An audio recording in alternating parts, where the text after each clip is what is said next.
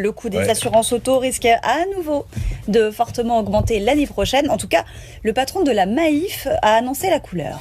Vous avez raison de dire fortement, parce que l'an dernier, le coût des assurances, enfin non, l'an dernier, pour cette année, le coût des assurances auto avait augmenté de 7%.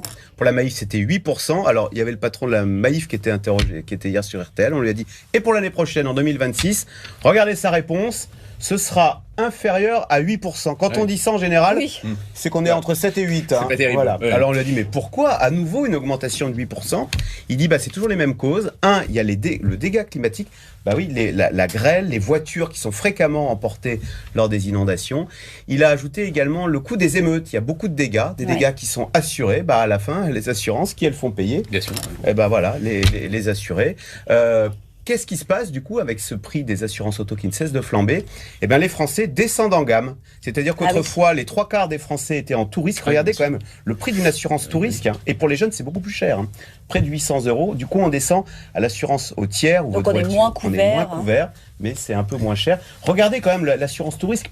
Le coût d'une assurance tout risque a augmenté en 2025 de 16%. Voilà. C'est énorme. Alors la conséquence qui est bien plus grave, c'est qu'on sait que beaucoup de Français renoncent à s'assurer. Alors ça, c'est très dangereux. Selon la sécurité routière, il y a près de 700 000 Français qui roulent sans assurance. C'est énorme. Pourquoi je le dis? Parce que, évidemment, vous êtes indemnisé par un fonds de garantie, mais le fonds de garantie se retourne ensuite contre vous, et donc jusqu'à la fin de votre vie, vous devez payer de votre poche pour les accidents. Donc on l'a dit, près de 700 000 Français qui roulent sans assurance, mais il faut dire que les assurances auto, c'est quand même un vrai budget. On l'a vu, près de 800 € pour une personne. Imaginez un couple.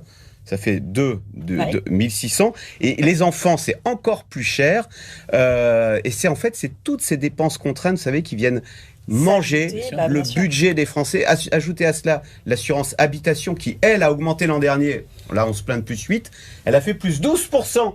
L'assurance habitation, l'an dernier, quasiment 13%.